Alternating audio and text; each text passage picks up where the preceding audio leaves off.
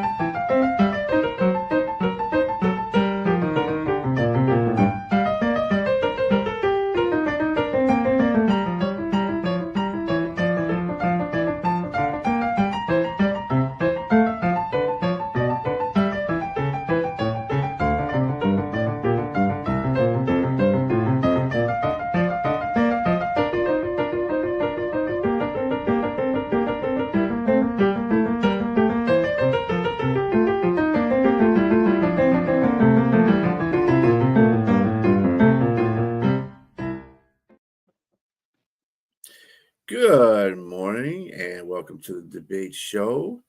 It is November the 8th. I am your host, BA. We got with us Jack Hirsch and James Martin. I hope you guys are having a fine morning. We're going to get right into our debates. Speaking of which, this is coming off a week of trades. Trade deadline was this week. So this question is pertaining to the trade deadline, and it's also pertaining to Jack Hirsch's New York Jets. So did the Jets do the correct thing in trading Sauce Gardner and Quinnen Williams? I'm going to give that one to you, Jack, because you're more familiar with that team, and your opinion, counts for that such. Trading them in itself wouldn't have been the right thing, but with what they got back, absolutely. It's called getting ahead of the curve. People don't have imagination. They just look at things in its present sense. Now, this season the Jets weren't going anywhere with Sauce Gardner and Quinnen Williams.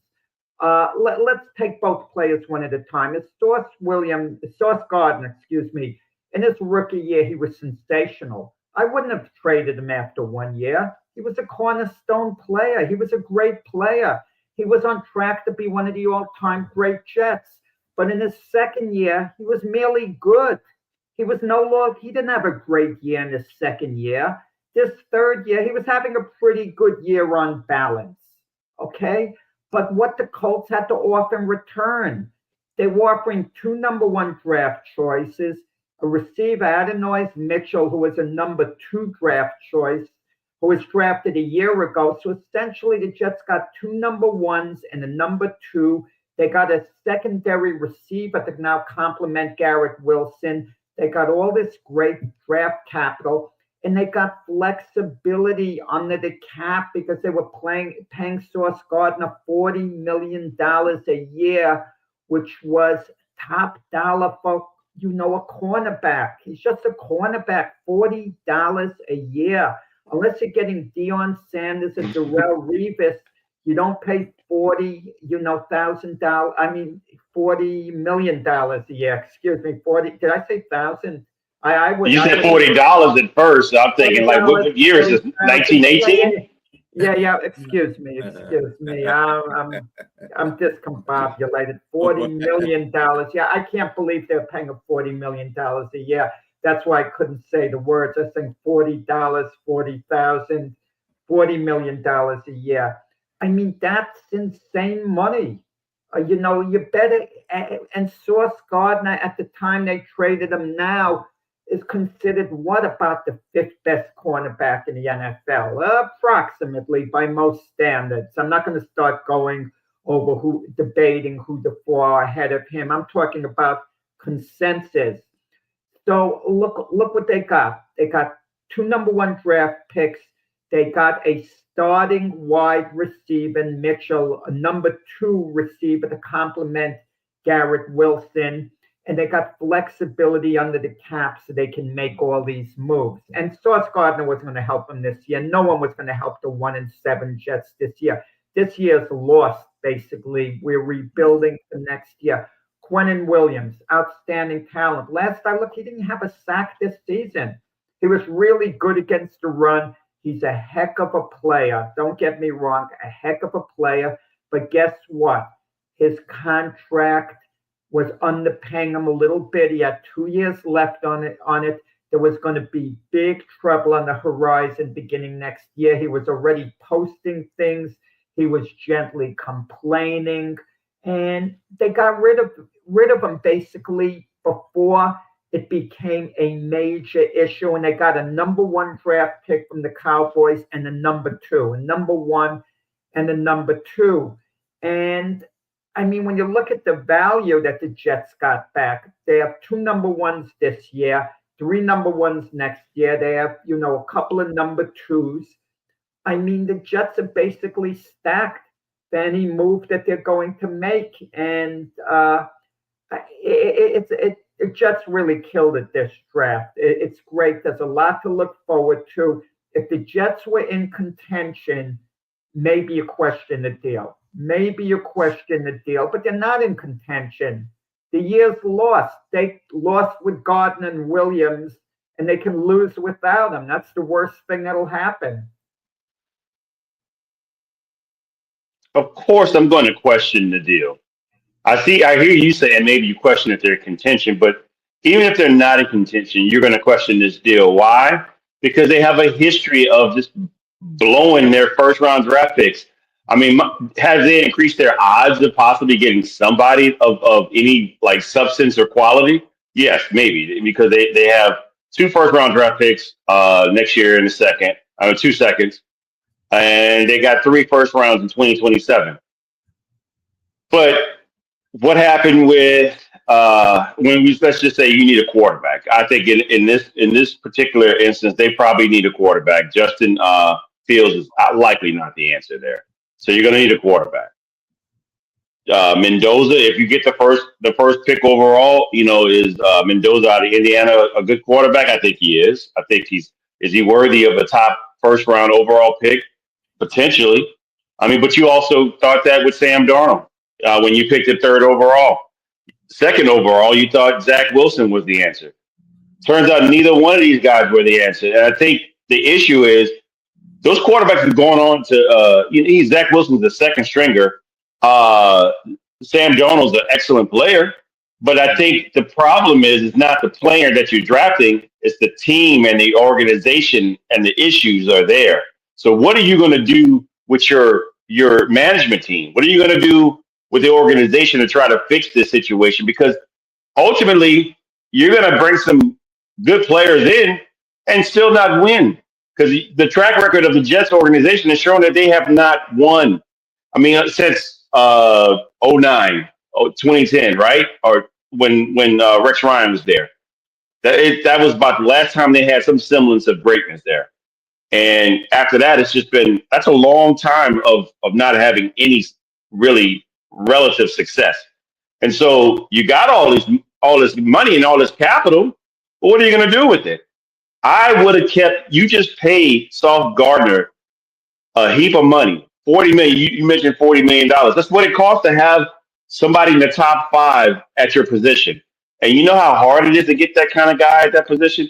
It's very hard to find someone who's dominant. And I think Sauce Gardner is in the same ilk as a Patrick Surtain, as a Ward, what's the guy that played for Cleveland? I forgot his first name. Not Javarius Ward, but the other Ward. Denzel Ward. Yeah. Denzel Ward's a great corner. I put Sauce Gardner in that ilk, that same, those are his peers. So that's his level of play. And you send them away because you're 1 and 8? Well, 1 and 7. But James, I think the problem is you live in the moment. The way things are at this exact moment, you don't have the vision. And the Carolina, the Jets organization don't have the vision. They have shown. I'm giving you evidence. I'm giving you period a long history. They don't have the evidence. I mean, they don't have the vision. I got vision. I think Stevie Wonder has vision for what they should be doing. I just think they don't have enough. They don't have enough there. I just think A couple of years ago, the Carolina Panthers were living in the moment. The LA Rams offered them 2 first-round draft picks for Brian Burns, their great defensive end. Oh, no, they're not going to make the deal. Burns is too valuable. 1 year later, they trade him to the Giants for low draft choice. Think of what they could have gotten had they made the deal at that moment.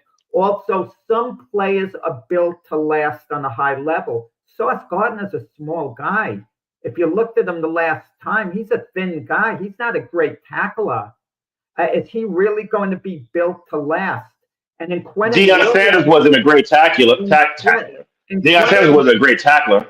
But what did he do for his career? I mean, Sauce Gardner, to me, I get you. He's not the biggest guy, and I thought the same when he came in.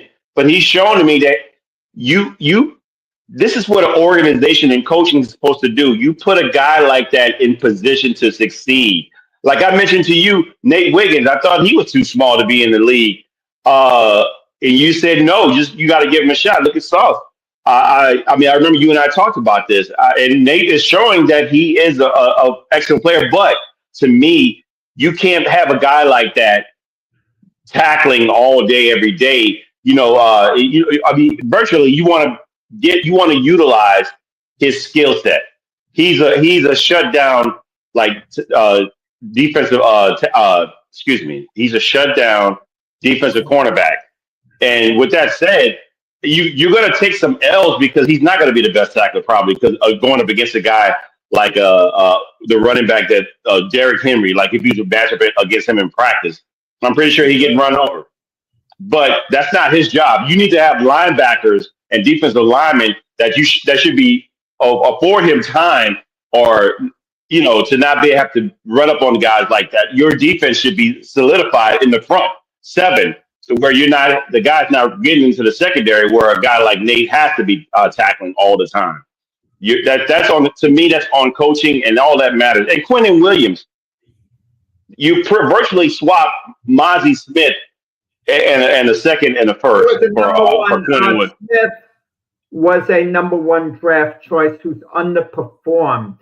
So yes, exactly. You know what it is? The Jets went to the clearance rack in the department store and they got him, something that was of high value. I'm sure Brian likes to do that, check out the clearance rack. Something that was once a very high priced item, you get it really cheap. You go there at the rack, which is a bargain. He was a throw-in, and that's a bargain.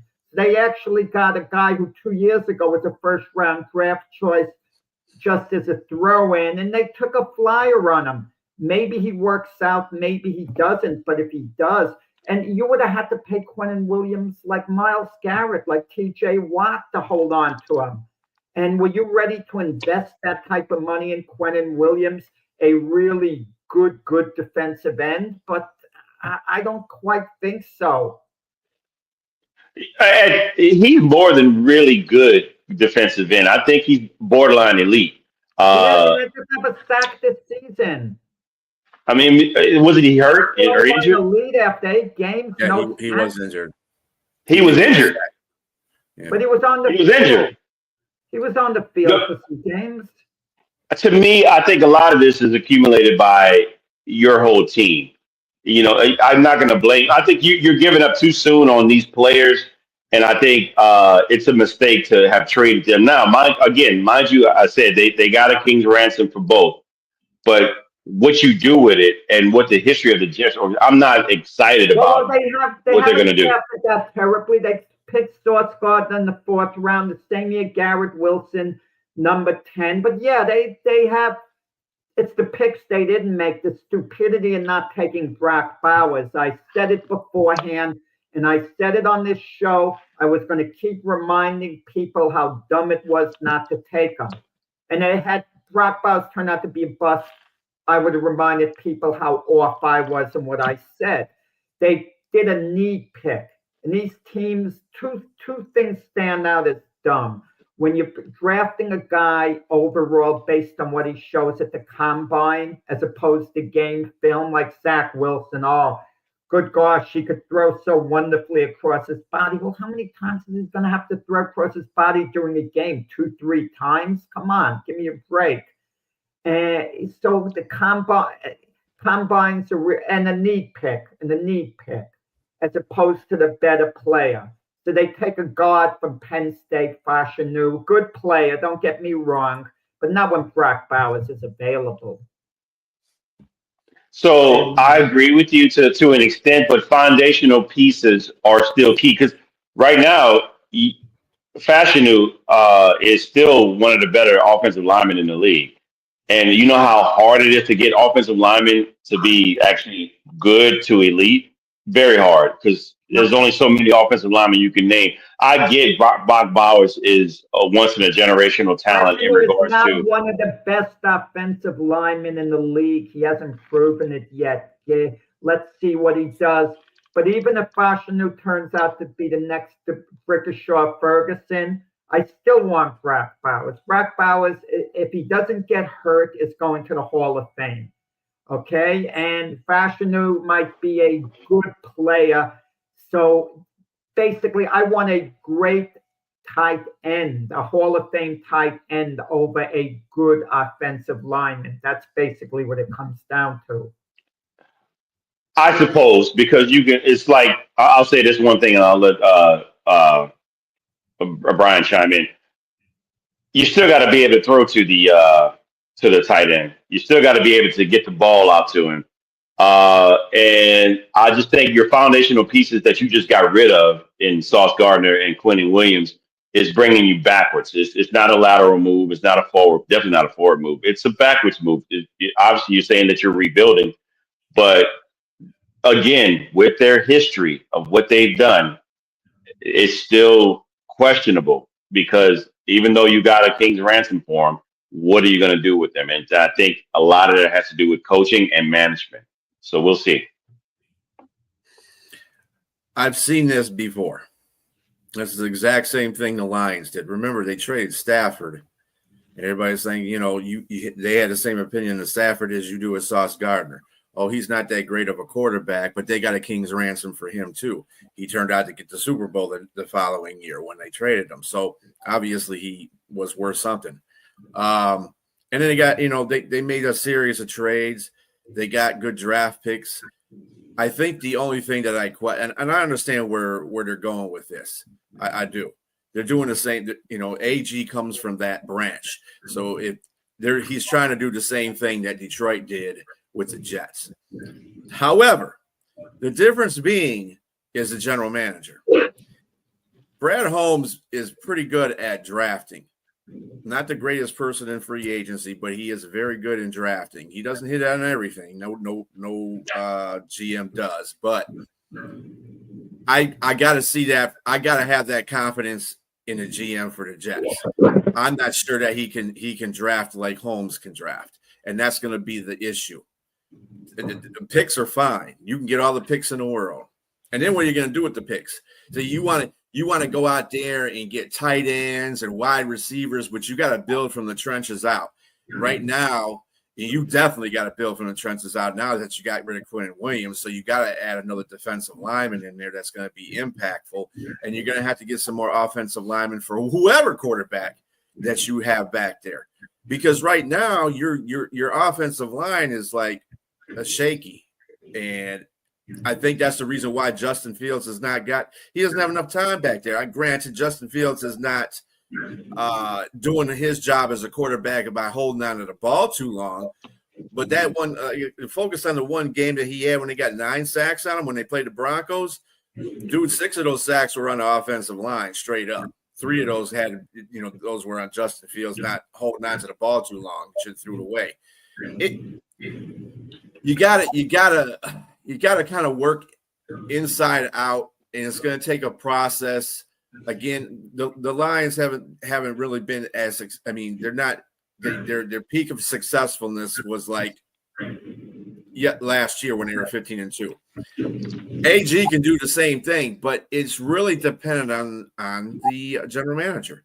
if he can make those picks well, and there's solidified picks, you got to hit on those picks. If you don't hit on those picks, well, obviously, you make bad picks, it backfires. Obviously, but if you looked at the time, if we were living in the past, we would be debating, should the Cowboys have traded Herschel Walker to the Minnesota Vikings, one of the great backs in the NFL, gone to the Hall of Fame in the prime of his career for unknown draft picks. But that made the Dallas Cowboys, mini dynasty. But that's an anomaly. How often does that happen? That's like one of the greatest trades ever for something like that to happen. And a fleece job. Minnesota got fleeced out of everything that they had. I mean, that was a fleece. You're not going to see that often, and you go again because most people are like, okay, I saw how that worked out, and I just like Richard said, everything based on what's built in within the lines, both offensive and defensive lines. You got to build up the trenches, and I think it's just going to be tough if you got and looking at this. To be honest with you, 2026 does not look like a good crop of draft picks coming in. Maybe 27 might look good, but I just, especially if it's a quarterback situation. Number ones in 2027. Right, they do. They got. And also, there's that wild card as well. There's a little talk about it, rumors. Chances are it's nothing more than rumors right now. But the Bengals, you never know, might decide to do a makeover. Joe Burrow's been injury prone. Jets have enough capital to maybe work something out, like 3 number ones, a couple of number twos, a 5-for-1 deal, and get a mega star in Joe Burrow. He would be a mega star coming to the Jets. And it would empty out most of their draft capital, just about all of it. But believe me, that would solve their quarterback problem. They'd have one of the best quarterbacks in the NFL, providing he stayed healthy. And that's I would have an offensive line to do that, though. He's already in that situation right now. Offensive line at Cincinnati, so you make the deal anyway. And the Jets drafted their last 2 years. Their number 1 draft pick has been for offensive linemen. So what are we going to say? Oh, they have to address the offensive line. They've been addressing the offensive line in free agency, draft picks. Things just have to work out. Okay, so we can agree to disagree. We got about 22 minutes on this question here. Let's go to the next one. I like the Jets, and I was rooting for them. I think these are boneheaded decisions they're making, though. Mm-hmm. All right. What contributed more to Howard Cosell's fame, his relationship with Muhammad Ali, or his role as an analyst on Monday Night Football? Go ahead, James. And I know we normally don't do this, but I'm going to defer on this one only because Jack is the boxing analyst. I mean, or not analyst, but writer, sports writer. I want to give him that respect and due on this particular question. Yeah, it's first off, before Ali came on the scene, Cosell was known. Okay, before he did Monday Night Football, he was known, and Cosell was basically known for his brash, charismatic personality. This is Howard Cosell telling it like it is. His peers didn't like him. A lot of people would criticize him, but he was entertaining. All the people who didn't like him still watched him. His routine with Ali was funny. It was funny. People enjoyed it. But let's be honest, it was periodic. It wasn't like he got together with Ali, every week, every month and did a routine. He'd interview Ali. They would joke around, but Ali would joke around with a lot of other people. But with Cosell, he found the right person, to go back and forth with.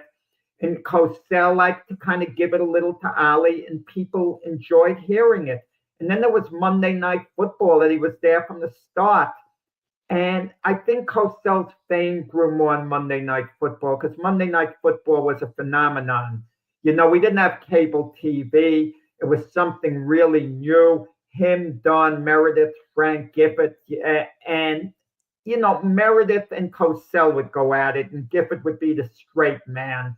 And, Cosell would more or less be the villain. And Meredith would be considered the good guy in that sense. And I think so many people watched Monday Night Football. It was the hot new show. Ali was just like an interview with Cosell. And Cosell's ego was kind of off the rails in a way. He thought he made Muhammad Ali, bigger. Ali was pretty much, it was just as big, but from an entertainment viewpoint, yeah, people loved the Ali Cosell routine when they would be interviewing together. It was like watching a great hitter like Aaron Judge at bat, and you have something to do. You wait until the at bat's over, and then you do what you have to do. That type of thing. So I definitely think it was Monday Night Football because you had a continuous audience for a long period of time on Monday Night Football. And historically speaking, when we look back on Cosell's legacy, basically, or look back on Ali's interviews with Cosell at the history of Monday Night Football, the history of Monday Night Football has a greater impact, a greater legacy than the Ali Cosell banter. So while I somewhat agree with you, I agree with you about his, understanding like his bombastic personality, antagonistic. He was all those things. He had it, but he started in boxing. He started obviously in radio before that, but he started in boxing though. And that's I think where where he was known. He had his own style. He had his own cadence and how he talked. When he commentated, it was different. It was different. Whether you liked him or not, that's the person you want to listen to when you're going round for round, pound for pound, punch for punch.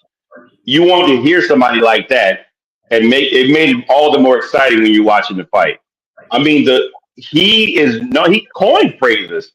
He's known for the George Foreman Frazier fight. Down goes Frazier, and down how he said it 3 times. That's one of the most repeated lines, in history of sports.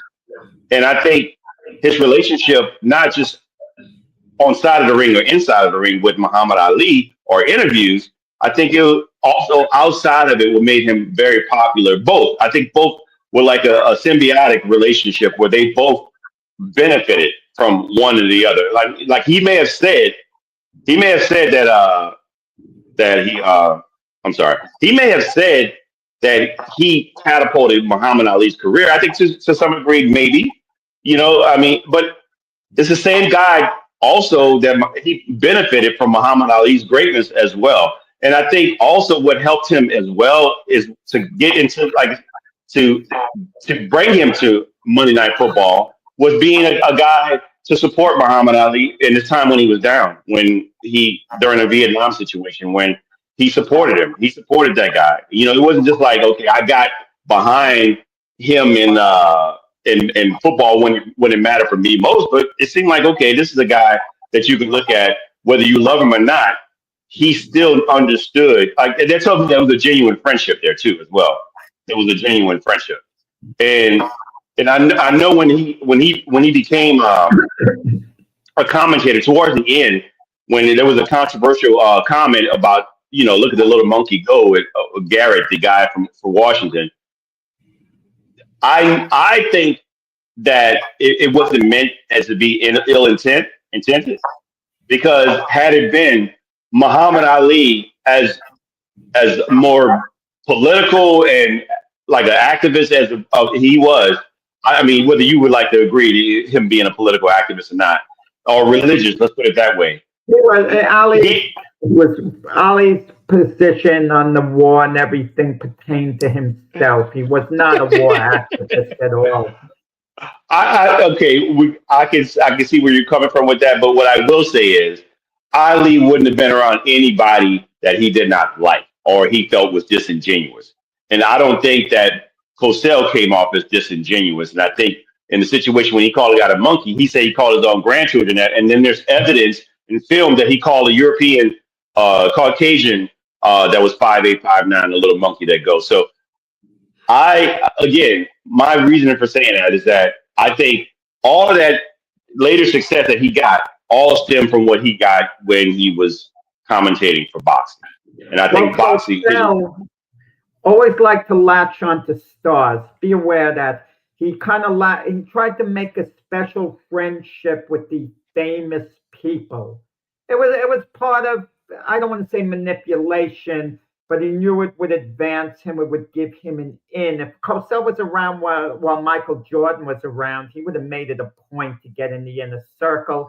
And I don't blame him for doing that. He tried to be close with Floyd Patterson, but Patterson wasn't a great heavyweight champion, so it didn't matter. He tried to get in, and he did get in close with Ali. After Ali got in close with Sugar Ray Leonard, Cosell felt snubbed because in Ali's biography, he didn't mention Cosell's name. So when Cosell wrote his book, he wrote about Sugar Ray Leonard, not about Ali, because supposedly he was miffed. He tried to get very close, Cosell, with Joe Namath in New York together. That was, Cosell, but that's fine. I mean, I may have done the same exact thing. That's being a good journalist in a sense. Right. But what gave him more fame? The Ali Cosell thing was funny, the way Ali would fake like he was taking off Cosell's toupee, and things like that. And Cosell, who had a sharp tongue, he had someone who could certainly match him in Ali for the banter, the way it would go back and forth. But something about Monday Night Football, it gripped the nation at the time. It really gripped the nation. And what exactly is Cosell's legacy? It's a number of things. It's the Ali and the Monday Night Football and everything else. Maybe the down goes Frazier remark you mentioned is bigger for his legacy than those two things we mentioned, because we all remember those lines, and people use those lines for other sports things as well, imitating Cosell. Maybe that was the greatest call in sports history, arguably. Okay, but I think Monday Night Football was such a phenomenon at the time, not like today. Everyone was watching. I will give you, he also coined the phrase, he could go all the way. And Right. Of course, that's his thing. And of course, Chris Berman follows suited with that and everyone else. So, I mean, Monday Night Football, I would say yes. Either way, I think we're flipping the coin here because both were definitely critical for sports in general. And I think he's the pioneer. Someone I know in the media said it best about Cosell, came up with the best line, who wrote a little story about Cosell. He put down, yes, he was important. Yes, he did good things. I just wish he'd been nicer about it. And that, I guess, summed up Cosell. He wasn't a nice guy, all in all. But the thing with Ali, with the draft, Cosell was completely sincere. Took his position. It didn't make a difference, in reality, but the idea he took the position, and it went against the grain, and Cosell showed a certain amount of courage, and he was a career attorney. He knew by law, it was unjust what was going on with Ali. And the same thing Cosell felt athletes shouldn't be required to talk to the media because it was their constitutional rights not to. Well, if that's the case, can you imagine the whole team not speaking to the media or whatever? It'd be pretty bad. I want to say that Howard Cosell's fame with Muhammad Ali probably led to him getting that job on Monday Night Football. You got to remember, Monday Night Football was just starting off, so they were trying to get this on a platform where people were going to watch. It was something that was new. They needed charismatic people in that position, and who best to fit that bill but Howard Cosell? I mean, everybody knows his tips, his little things with Muhammad Ali, and I love that stuff. And so when he came on Monday Night Football, that's why Monday Night Football has been as successful as it has, and that's how it launched that way, because of him, along with his two co-hosts. I mean, you could say really Howard Cosell's fame to get started with Muhammad Ali to get him into the Monday Night Football. I recognize him for both. I recognize him for both. So I don't really have. It's nice. It's Cosell wanted to actually expand and be in the news division. He wanted to leave sports. Mm-hmm. It got to the point he didn't like sports at all. A friend of mine at the time was a cabbie. Yeah, he owned his own cab, and he picked up Howard Cosell one day, and he's talking sports to Howard Cosell, and Howard Cosell says to him, "Can we change the topic? Let's talk about what's going on in the Middle East." And my friend says, "It's not every day I pick up Howard Cosell in my cab. Can we talk sports?" So then he asked him who was going to win this NFL exhibition game. I forgot the teams. And Cosell said he didn't give a damn, basically who won the game. Cosell missed out on two big assignments that people don't talk about. In 1971, I'm wearing the shirt, actually, the fight of the century, the first Ali Frazier fight. That assignment went to Don Dunphy, who was a traditional boxing announcer. Cosell badly wanted it, and considering his relationship with Ali and everything, that was a blow. He didn't get that.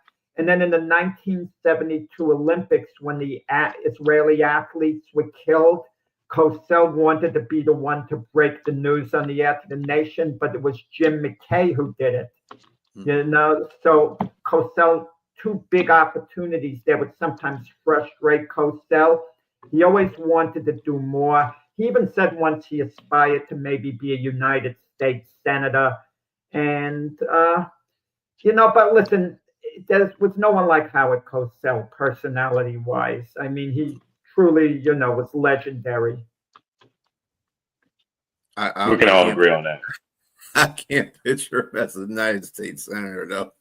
Well, he has listen, I heard Stephen A. Smith the other day, being interviewed, and they asked him, if you ran for president, could you win? He said, absolutely, without question.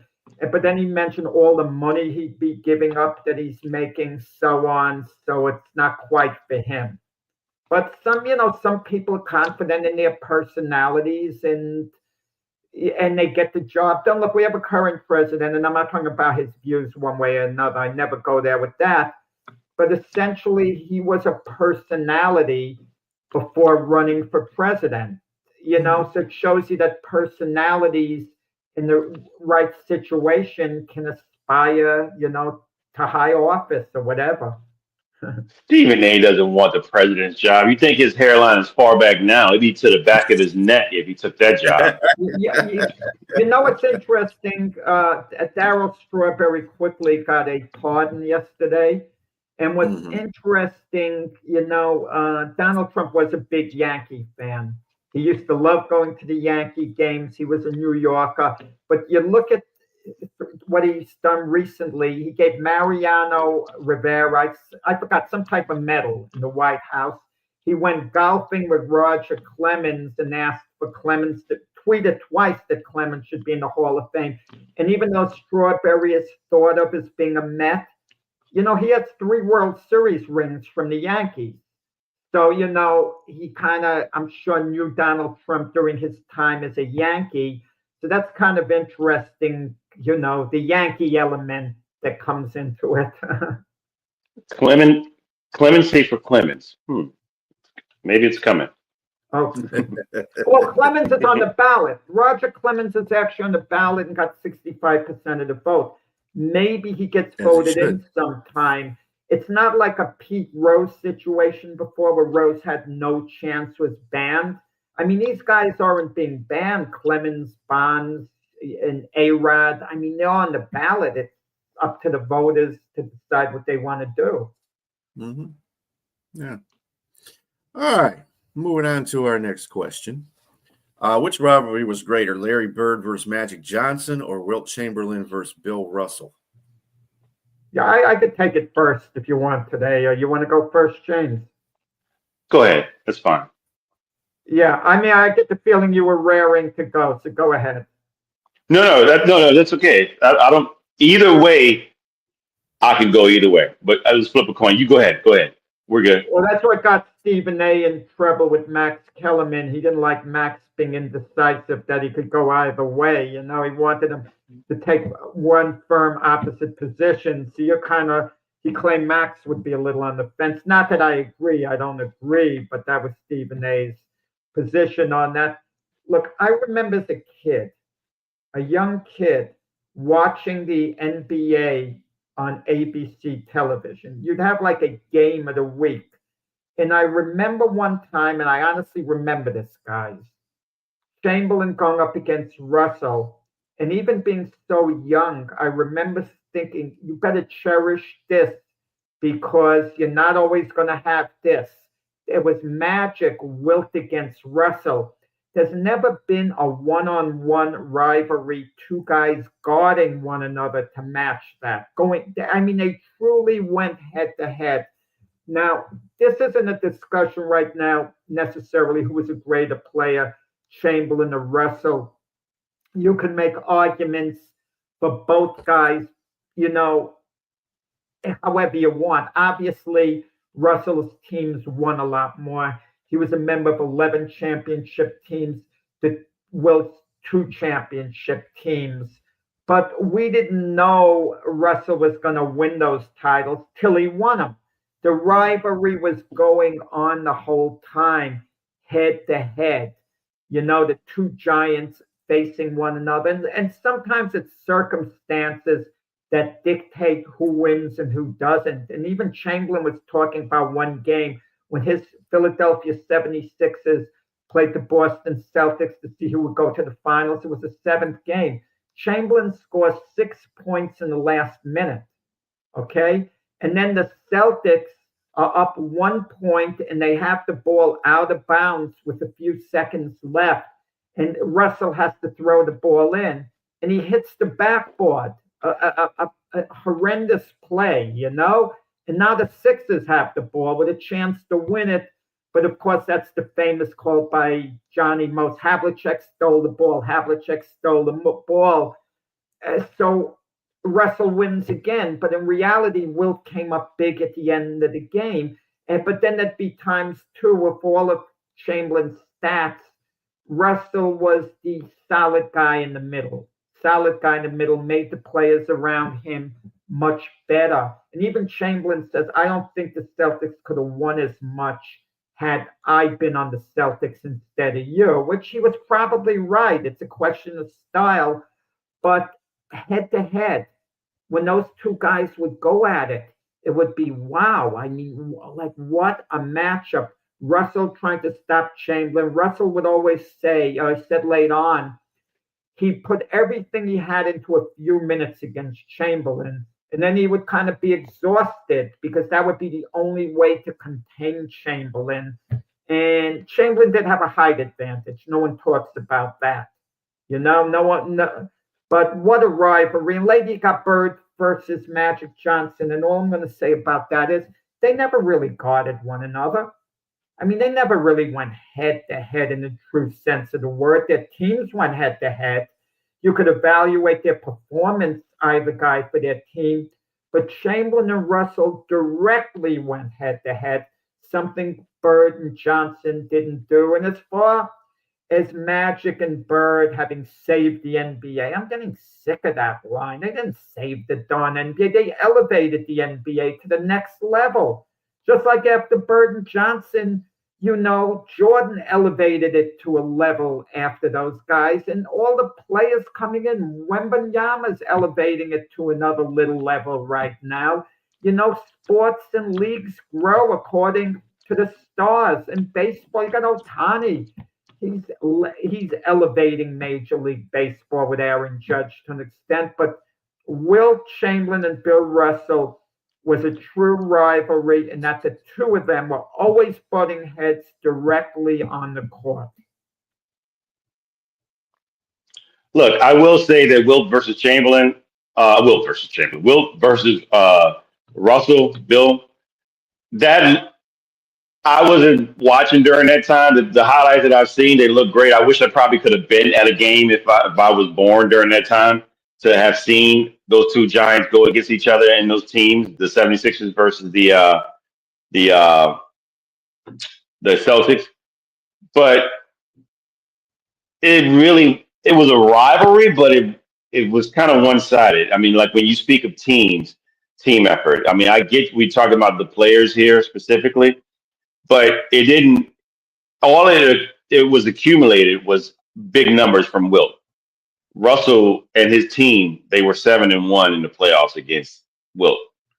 That's dominant. So to me, it almost doesn't look like a rivalry. It looks like, okay, it's just one sided. It's one you won one game and we won the rest. I get what you're saying about him putting a big, tremendous effort at the end of the game and then Havlicek stealing the ball. Again, that's a part of the game. It's a team game. So to me, Bird versus Magic. And maybe I'm partial because I was able to watch those games. I was able to see what happened with that. But at the same time, you say it didn't save the NBA. Kind of did.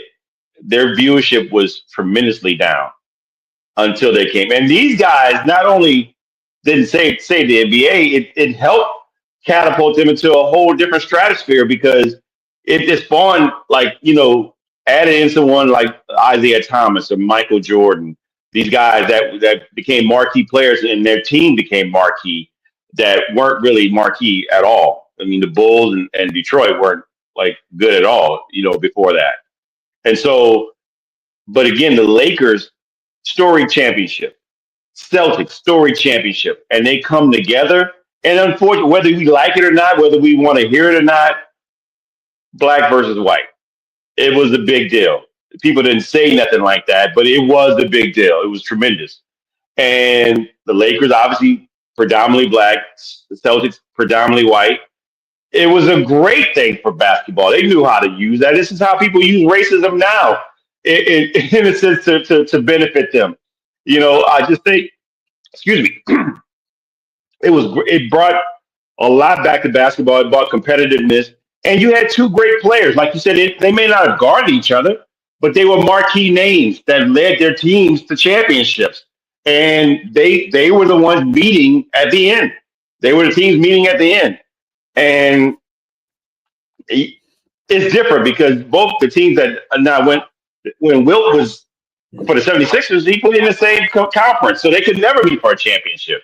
They'd always play each other in the playoffs, But this is more where everybody's watching. You're watching the two top gargantuans at the top, and they're playing each other, and you kind of evenly match because you had all these players, Dennis Johnson, Robert Parrish, Kevin McHale, all those guys on that team, and then of course you have Michael Cooper, James Worthy, and Kareem, the cap, and you had all these guys. It was just great matchups, man. You just can't beat that. Yeah, and that's team matchups. But listen, I agree with you from this perspective. When people looked at the Lakers and Celtics who won, they would think more so, well, Magic beat Bird as opposed to Kareem beating anyone. I mean, I get all that. But as far as you mentioning the dominance the Celtics had over Wilt's teams, at the end they did by the number of championships they won. But it was a great rivalry, and those series weren't decided till the very end. They were 7-game series that the Celtics eked out. It was like the Yankees and Brooklyn Dodgers had a fantastic rivalry, but the Brooklyn Dodgers only won one World Series. But it didn't mean it wasn't a great rivalry because the Sixers looked like they could win a number of those series against the Celtics, and the Lakers later on as well. But it just does. It makes it a great rivalry. I'm not going to deter that from Wilt versus Russell.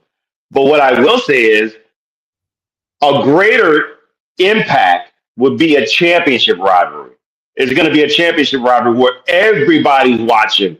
Most people, people are watching those two games, but this brings about international viewership, I'm pretty sure.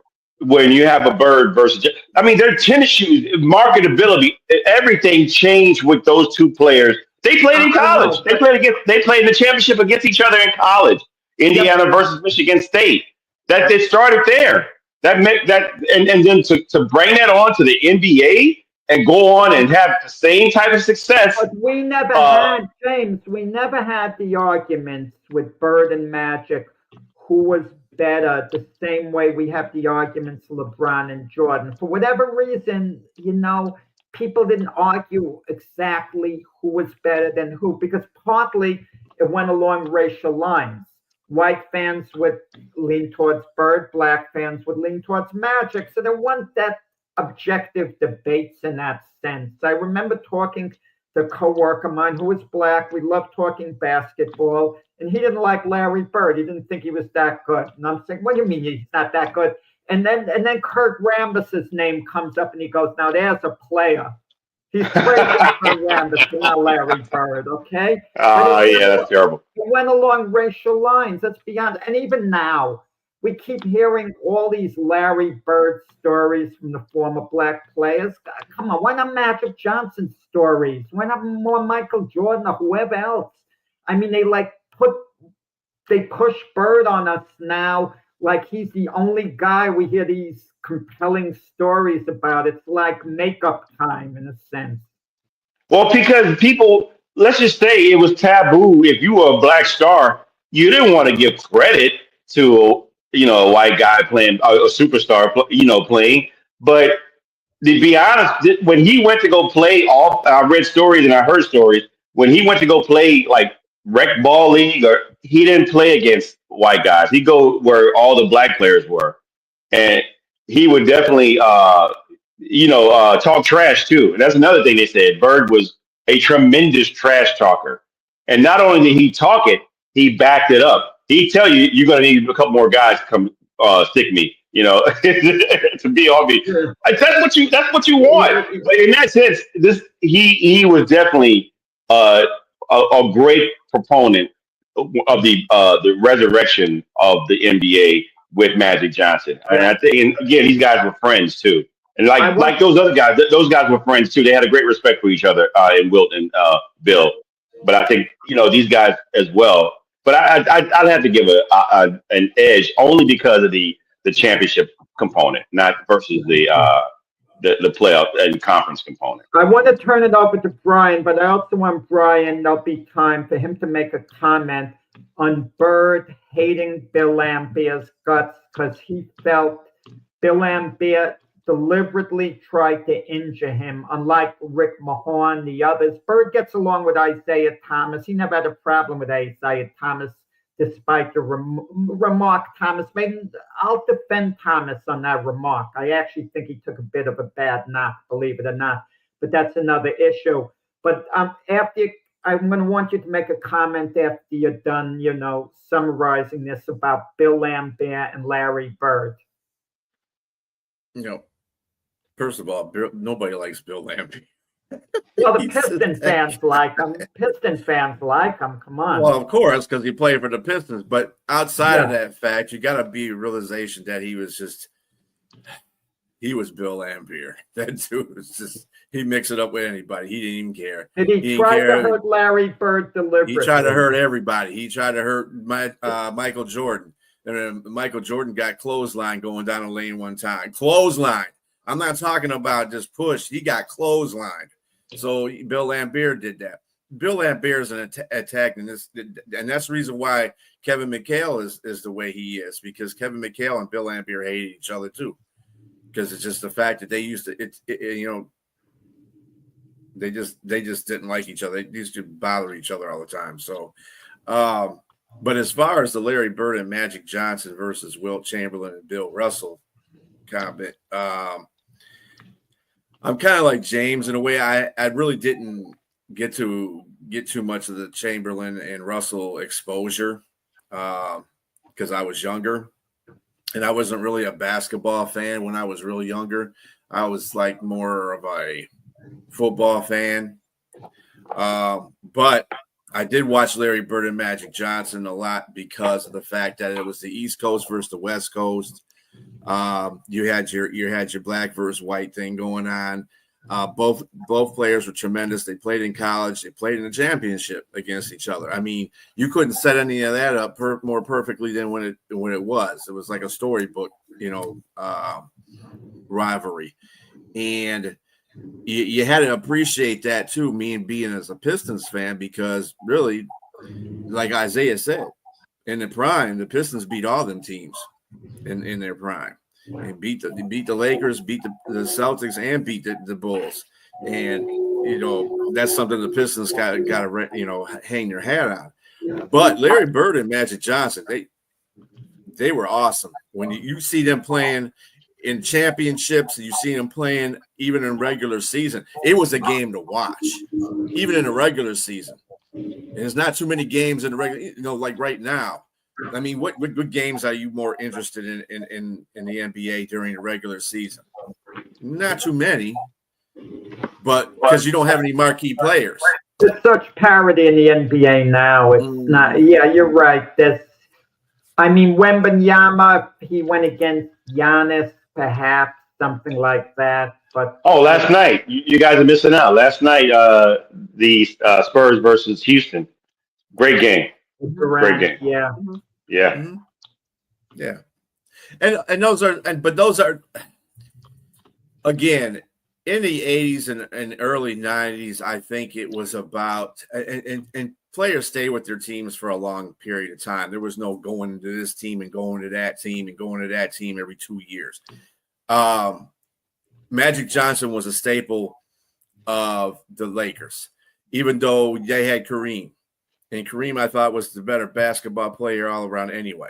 But nobody recognized that. They recognized Magic Johnson and Larry Bird on the Celtics. I mean, dude, it's just like Jordan being on the Bulls and Isaiah being on the Pistons. And those were staples in that time of basketball. And it was really great to watch basketball in that time because you had those staples. You don't have those staples now.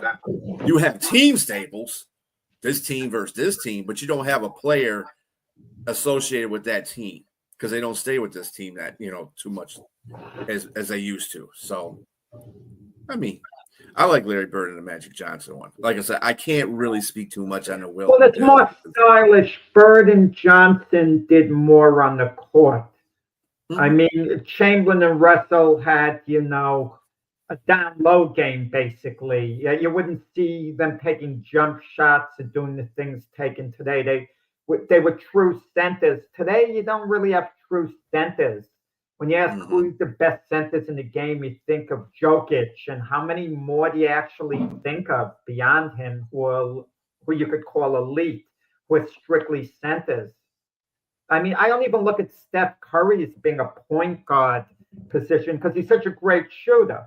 And you don't think of point guards as being primarily shooters, and that's what he primarily is. So the game has changed somewhat, a lot. In that sense. Yeah. I mean, do you guys really have anybody that you think currently that you would say is a rivalry, but between two players right now? That will match up same position, you mean? Yeah. I can't think of one way I'd be excited one's going against the other. Look, if last night, for example, Wemby's playing with Durant on opposite sides, but that's more entertainment. It's not like a one-on-one rivalry. One quick word about the Pistons.